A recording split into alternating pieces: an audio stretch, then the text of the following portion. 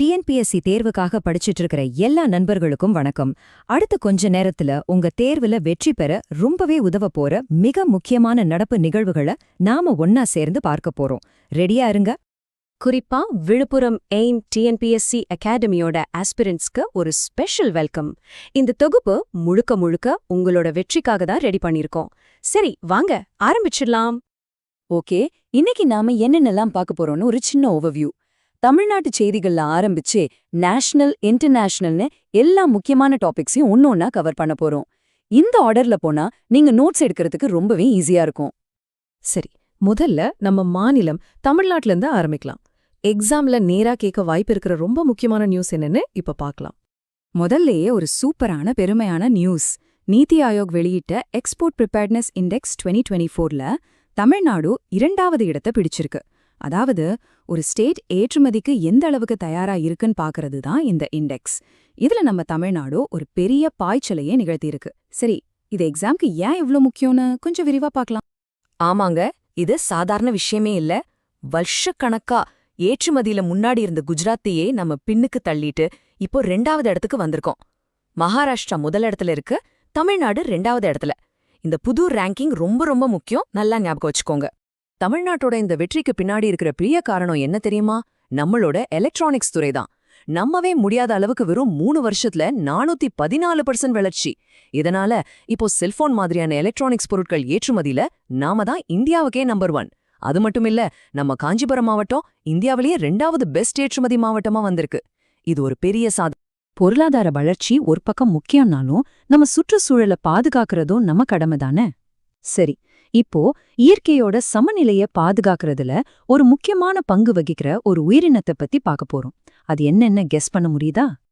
ஆமா, நாம பேச போறது இயற்கையின் துப்புரவாளர்கள்னு சொல்ற நம்ம கழுகுகளை பத்தி தான்.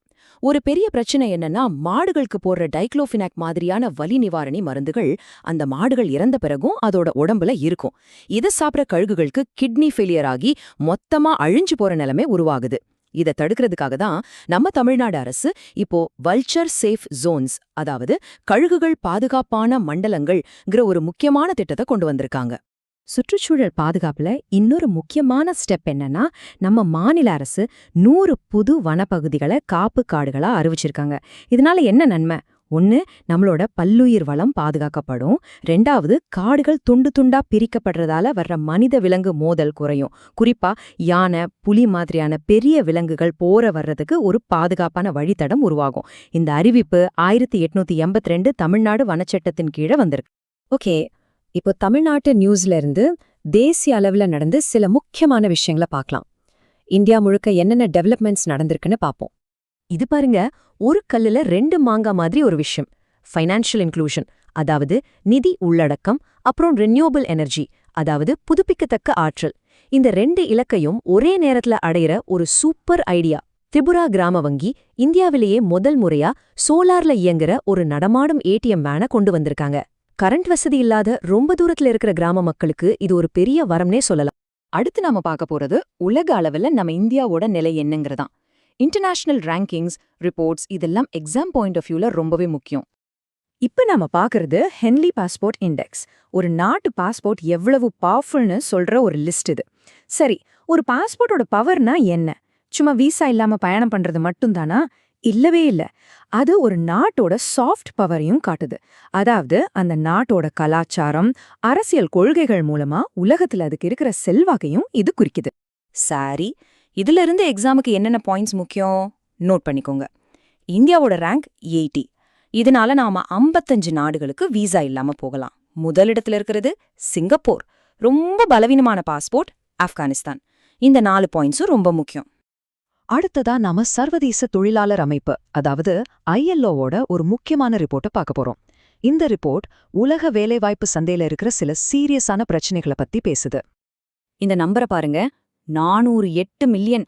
நினைச்சு பார்க்கவே முடியல இல்லையா? 2026க்குள்ள உலக அளவுல இவ்ளோ பெரிய தொழிலாளர் பற்றாக்குறை வரும்னு இந்த ரிப்போர்ட் சொல்லுது. சிம்பிளா சொல்லணும்னா, கம்பெனிகளுக்கு தேவையான ஸ்கில்ஸ் உள்ள ஆட்கள் கிடைக்க மாட்டாங்க. இது கண்டிப்பா உலக பொருளாதாரத்தை பெரிய அளவுல பாதிக்கும். இந்த ரிப்போர்ட்ல சொல்ற இன்னொரு முக்கியமான பிரச்சனை ஜெண்டர் கேப், அதாவது பாலின இடைவெளி. உலக அளவுல வேலை செய்யறவங்கள பெண்களோட பங்களிப்பு வெறும் 40% தான். யோசிச்சு பாருங்க, போன ஸ்லைட்ல நாம பார்த்த அந்த 408 மில்லியன் தொழிலாளர் பற்றாக்குறைய சரி செய்யணும்னா பெண்களோட பங்களிப்பை அதிகப்படுத்துறது ஒரு நல்ல சொல்யூஷனா இருக்கும் இல்லையா? இது சமூக நீதிக்கு மட்டும் இல்ல, பொருளாதார வளர்ச்சிக்கும் ரொம்ப ரொம்ப அவசியம். சரி, இப்ப நாம எக்கானமி மற்றும் கவர்னன்ஸ் சம்பந்தப்பட்ட சில முக்கியமான விஷயங்களை பார்க்கலாம். இது சிவில் சர்வீசஸ் சிலபஸ்க்கு நேரடியா சம்பந்தப்பட்டது. பிரிவு 17 வெளிப்படையா அரசியலமைப்புக்கு முரணானதுன்னு சுப்ரீம் கோர்ட் நீதிபதி ஒருத்தர் சொல்லியிருக்காங்க. ஊழல் தடுப்பு சட்டத்துல இருக்கிற இந்த ஒரு செக்ஷன் ஏன் இவ்ளோ பெரிய விவாதத்தை கிளப்பியிருக்கு? வாங்க பார்க்கலாம். சிம்பிளா சொல்லணும்னா, இந்த செக்ஷன் 17A என்ன சொல்லுதுன்னா, ஒரு கவர்மெண்ட் அதிகாரி மேல ஊழல் விசாரணை ஆரம்பிக்கிறதுக்கு முன்னாடி அரசாங்கத்துக்கு பெர்மிஷன் வாங்கணும். இதோட நோக்கம் நல்ல அதிகாரிகளை தேவையில்லாத தொந்தரவிலிருந்து காப்பாத்துறது. ஆனா இதுலயே ஒரு சிக்கல் இருக்கு. இதுவே ஊழல் பண்றவங்களுக்கு ஒரு பாதுகாப்பா மாறிடுமோன்னு ஒரு கேள்வி வருது. இதனாலதான் 2 நீதிபதிகள் கொண்ட பெஞ்ச்ல ஆளுக்கு ஒரு தீர்ப்பு சொல்லியிருக்காங்க. இப்போ இந்த கேஸ் ஒரு பெரிய பெஞ்சுக்கு போக போகுது. சரி, நம்மளோட கடைசி பகுதிக்கு வந்தாச்சு. இதுல சில முக்கியமான சுற்றுச்சூழல் விஷயங்களையும் சில நினைவு கூறல்களையும் பார்க்கலாம்.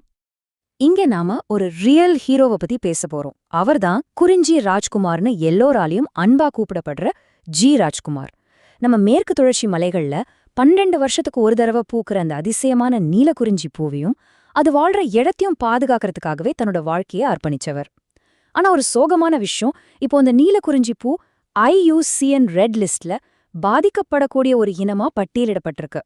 இந்த IUCN ரெட் லிஸ்ட்ங்கிறது உலக அளவுல உயிரினங்களோட பாதுகாப்பு நிலையை சொல்ற ஒரு முக்கியமான டாக்குமெண்ட். இத பார்க்கும்போதுதான் ராஜ்குமார் மாதிரி ஆட்களோட உழைப்பு எவ்வளவு முக்கியம்னு நமக்கு புரியுது. சரி, எல்லாத்தையும் பார்த்துட்டோம். கடைசியா உங்களுக்கான ஒரு கேள்வி. நீங்க நாளைக்கு ஒரு அரசு அதிகாரியா ஆகும்போது இந்த செக்ஷன் 17A மாதிரி வர சவால்களை எப்படி பேலன்ஸ் பண்ணுவீங்க?